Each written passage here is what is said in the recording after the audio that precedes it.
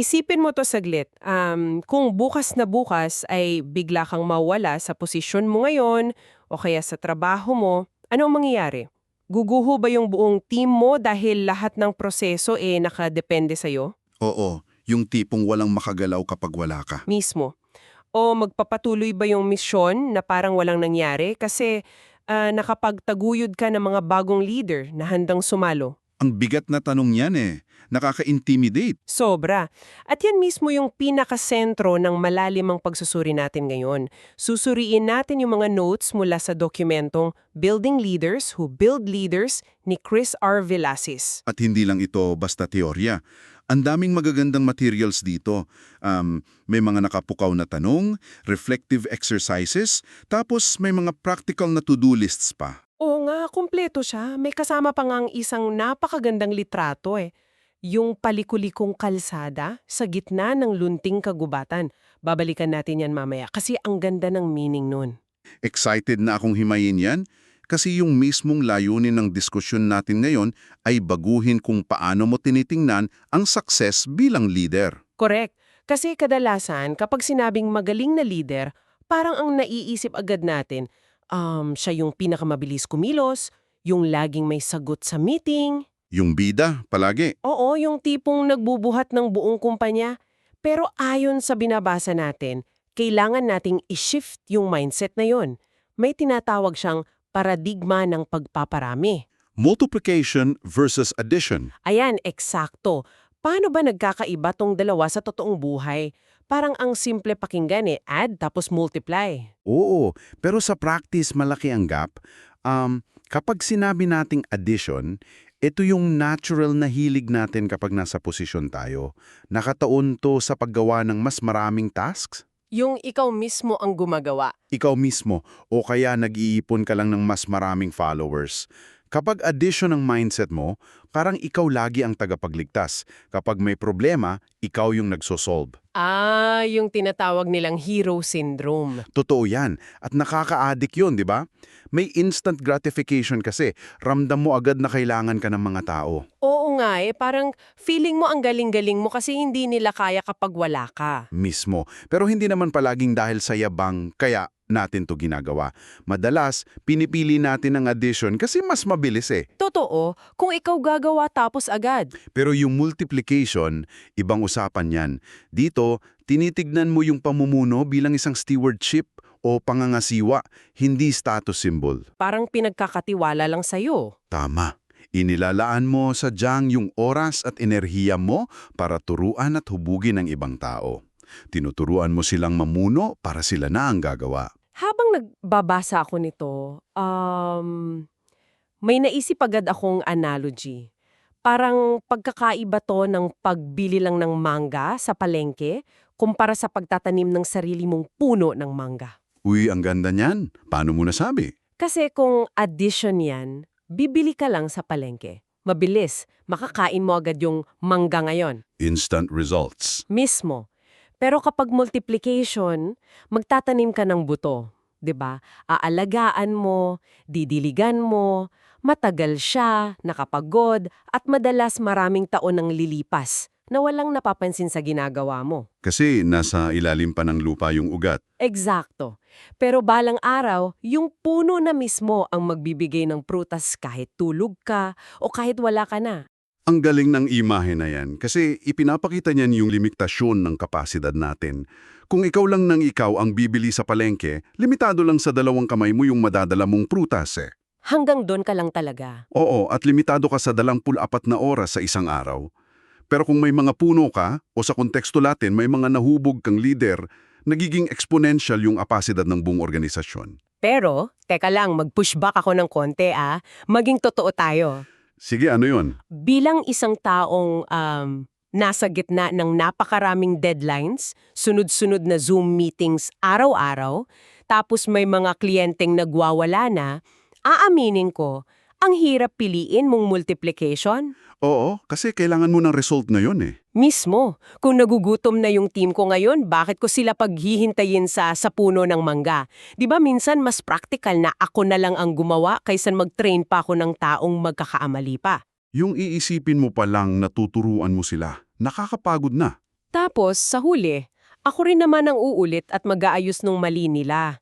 Nakakaubos ng pasensya yun. Hindi ka nag-iisa dyan. Ganyan din ang madalas isipin ng karamihan sa mga managers. Ang tawag dyan sa material natin, internal resistance. Internal resistance. Makes sense. Pakiramdam kasi natin mas matipid sa oras kung tayo na lang.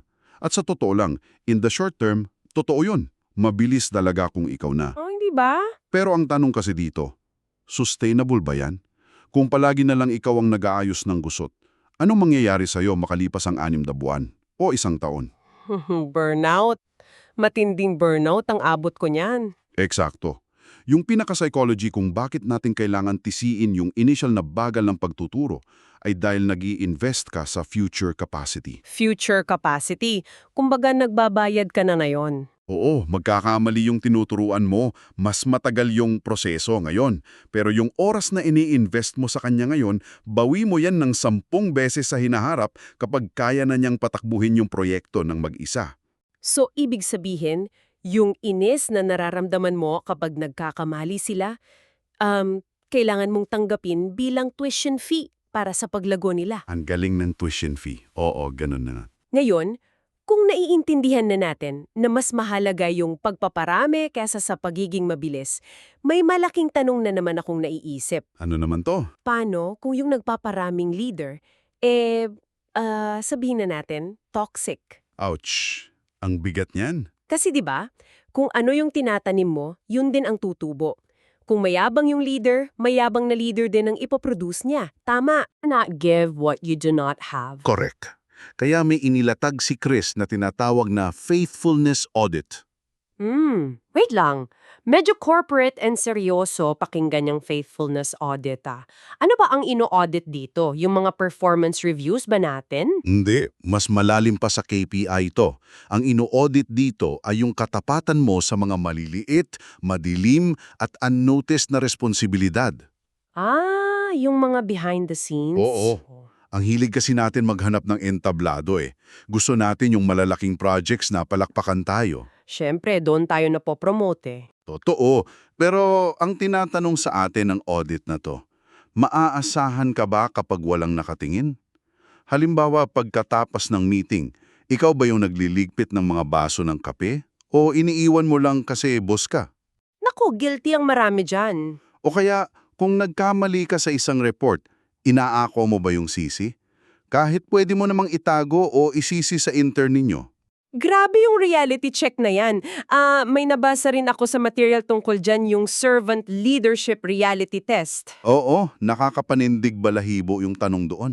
Tinatanong kasi doon kung ang pamumuno mo ay walang kaakibat na pagkilala o walang recognition, ganun pa rin ba ang magiging estilo mo ng pamumuno? Mahirap sagutin ng oo ng mabilis, di ba? Sobra!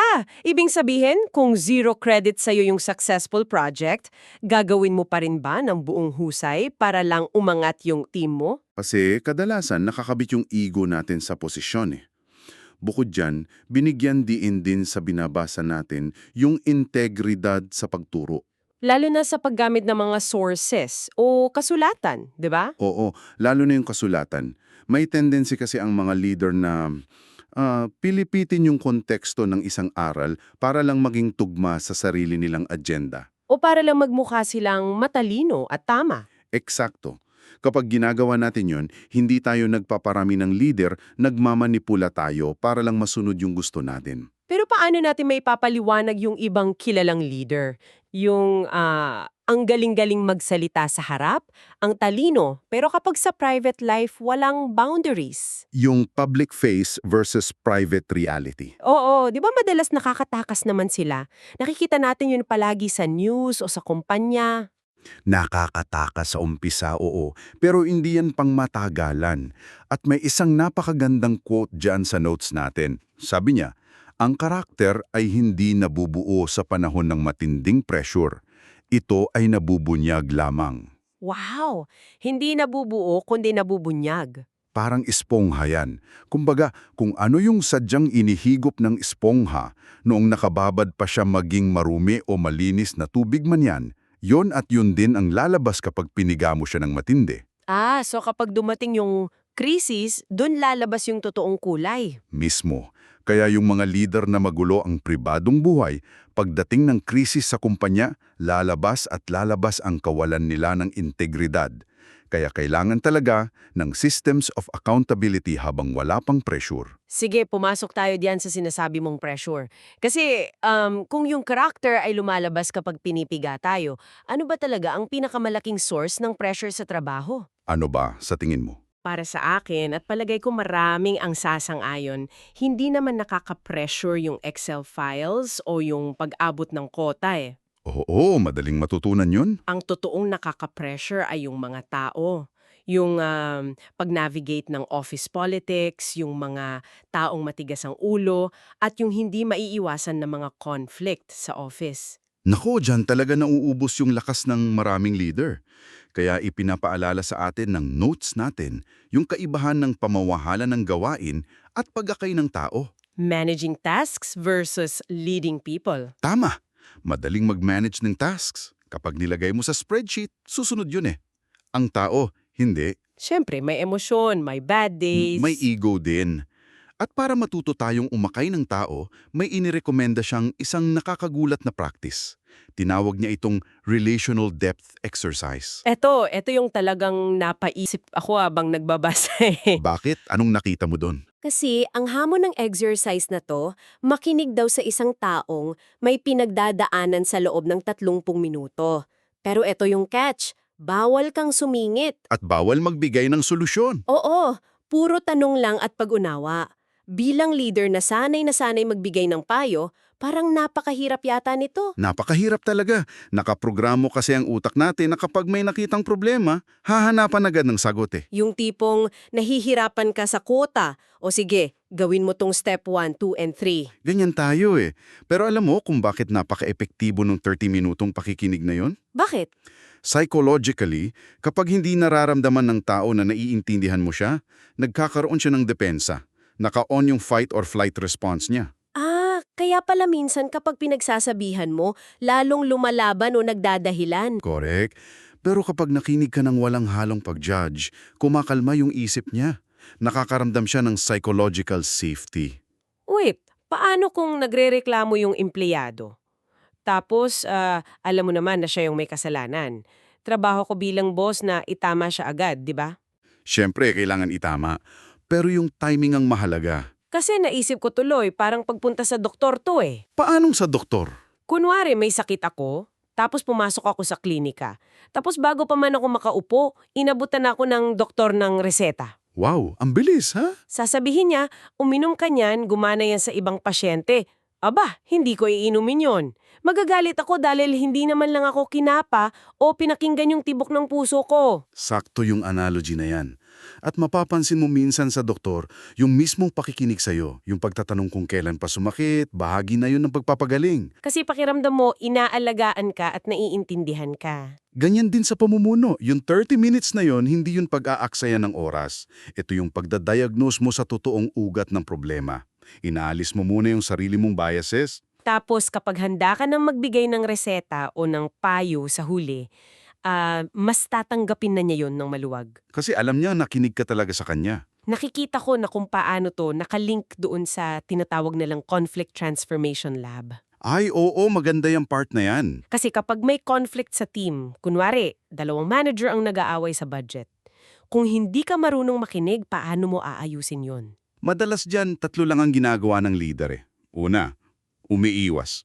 Nagkukunwaring walang away. Pangit yun, sasabog yan balang araw. Pangalawa, kumokontrol. Gagamitin yung posisyon at sasabihing, ako ang boss, ako ang masusunod. Nagkakaayos nga, pero may sama ng loob yung isa. Eksakto. Kaya ang inihahain sa atin sa notes natin ay yung pangatlo. Ang i-redeem o i-transform yung conflict. Paano ba nagagawa yung redeeming the conflict sa totoong sitwasyon? Ito yung hindi mo lang basta tinatapalan ng band-aid yung problema. Ginagamit mo yung salungatan para mas mapalalim yung pagkakaisa nila. Ipapaupo mo silang dalawa, makikinig ka, tapos matutulungan mo silang makita yung totoong issue. So baka hindi naman pala sa budget sila nag-aaway, baka feeling lang nung isa hindi nire-respeto yung department niya.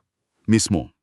Tinutukoy ninyo yung totoong ugat gamit yung direktang usapan at grasya, hanggang sa sila mismo ang makahanap ng solusyon. Grabeng shift ng pananaw to. Napakalalim ng hiningi sa isang leader. Pero alam ko marami sa mga nakikinig natin ngayon napapaisip, ang ganda pakinggan yan. Empathiya, integrity. Pero bukas, Lunes na. Ayan. Babalik na sa opisina, puno na naman yung kalendaryo, puro emails, sandamakmak na meetings. Paano ba natin ito maipapasok sa araw-araw na realidad natin? Diyan nagiging mapusok yung isinulat ni Chris. Hindi niya tayo iniiwan lang sa teorya. Binibigyan niya tayo ng mga sadyang sistema. Unang-una na dyan yung priority filter. Oo, nabasa ko to. May 3 tanong na dapat mong sagutin bago mo tanggapin yung isang task, di ba? Oo, idaan mo muna sa filter. Una, tanungin mo, alin sunod ba ito sa misyon at malaking layunin natin? Kung hindi, bakit ko gagawin? Sayang sa oras. Pangalawa, ano ang mangyayari kung maantala ko itong gawin? May consequences ba? At yung pinaka-critical, yung pangatlo, pwede ba itong ibigay sa iba para maging training ground nila? At dyan, nahihirapan ng marami, lalo na yung mga perfectionist. Guilty ako dyan minsan eh. Kunwari, kailangan ng slide para sa board meeting.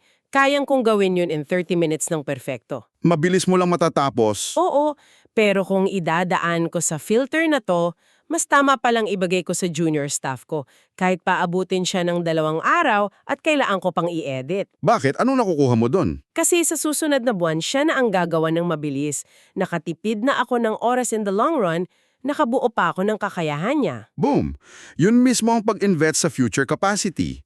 At bukod yan, may 2 practical na challenge din sa materyales.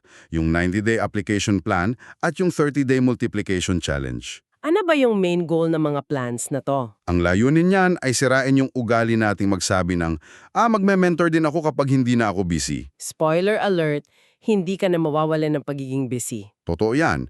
Kaya kailangan nakaschedule. Paano ba yung flow nitong 30-day at 90-day challenge? Parang workout program ba to? Parang ganon.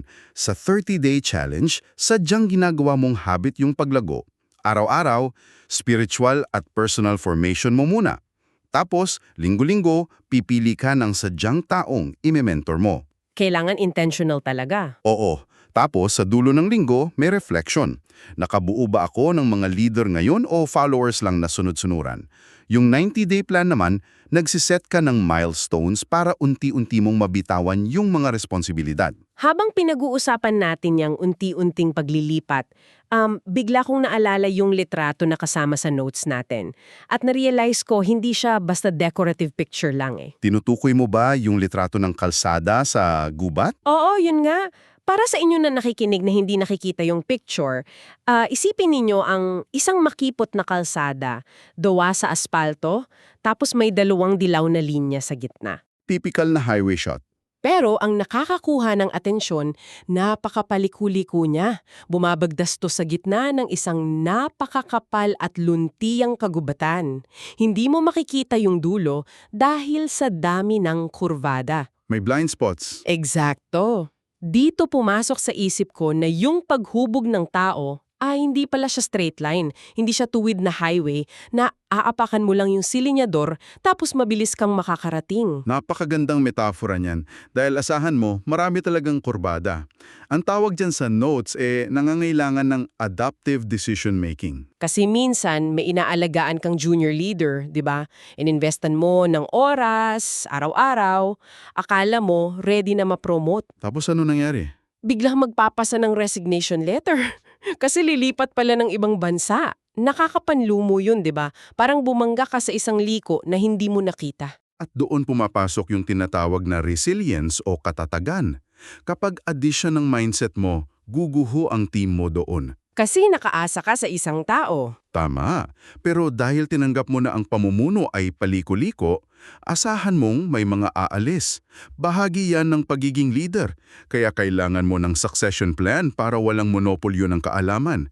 Kahit paliko-liko, tuloy ang biyahe. May isa pa akong napansin sa picture na nagbigay sa akin ng pag-asa. Ano yun? Paliko-liko nga yung kalsada, pero yung paligid niya, punong-puno ng mga puno na buhay at luntian. Yung mismong gubat? Oo, Parang sinasabi nito na kahit mahirap at unpredictable yung pagtuturo sa iba, yung mismong kapaligirang nalilikha nino ay isang kultura ng paglago. Nasaan ka man sa kalsadang yun, may mga umuusbong na bagong puno. Mga bagong leader na sumisibol, ang ganda. At kung titingnan natin ng mas malawak, ang dulo ng lahat ng hirap na to, yung pagbabago ng paradigma, yung faithfulness audit, yung pakikinig, ito yung tinatawag na legacy lens o yung pananaw ng pamana. Paano ba natin dapat tignan tong legacy lens na to? Simpleng tanong lang, pagdating ng panahon, paano ka maaalala? Madalas, gusto natin maalala tayo sa mga ipinatayo natin eh. Kung gaano kalaki yung sales, kung ilang awards nakuha. Oo, pero ayon kay Chris, hindi ka maaalala sa kung ano ang ipinatayo mo. Maaalala ka sa kung sino ang mga na-develop mo. Wait, ulitin natin yan. Ang ganda nun. Sino ang na-develop, hindi ano ang ipinatayo. Mismo, kasi ang kalidad ng pamumuno mo, hindi pinapatunayan habang nandyan ka pa. Pinapatunayan niya ng mga taong patuloy na namumuno kahit matagal ka nang wala. Kaya yung tunay na sukatan talaga, kung sino ang naiwan mo, hindi kung ano ang naiwan mo. Totoo yan. At babalik tayo dun sa pinakaunang tanong natin, kung mawala ka sa posisyon mo bukas, guguho ba ang lahat o magpapatuloy sila dahil sa mga taong hinubog mo? Ngayon, malinaw na sa atin kung paano yun sasagutin. Hindi sa salita, kundi sa pang-araw-araw na aksyon. Kaya bago tayo magtapos, gusto kitang iwanan, oo, ikaw na nakikinig sa atin ngayon habang nagmamaneho o kaya nagkakape, ng isang personal na hamon. Isang practical na hakbang bukas na bukas din. Oo. Pag-isipan mo to. Sino ang isang tiyak na tao sa opisina o sa team mo ngayon na pwede mong imbitahin para magkape o kausapin? At pakiusap hindi mo siya kakausapin para ipasa sa kanya yung mga trabahong ayaw mong gawin. Hindi ito para magbigay ng panibagong checklist. Hindi talaga. Kakausapin mo siya bukas para simulan siyang pakinggan. Kahit 30 minuto lang, wala kang ibibigay na solusyon. Alamin mo lang kung ano ang nagpapasaya o nagpapahirap sa kanya. I-practice yung empatiya. Kasi kung ang pamumuno ay tunay ngang pag-akay sa tao at hindi paghabol sa estado, yung pinakamalaking pamana mo ay mag-uumpisa sa mismong taong uupuan at pakikinggan mo bukas. Maraming salamat sa pagsama mo sa diskusyon nating ito. Ay apply na natin ito bukas hanggang sa muli nating malalimang paghihimay.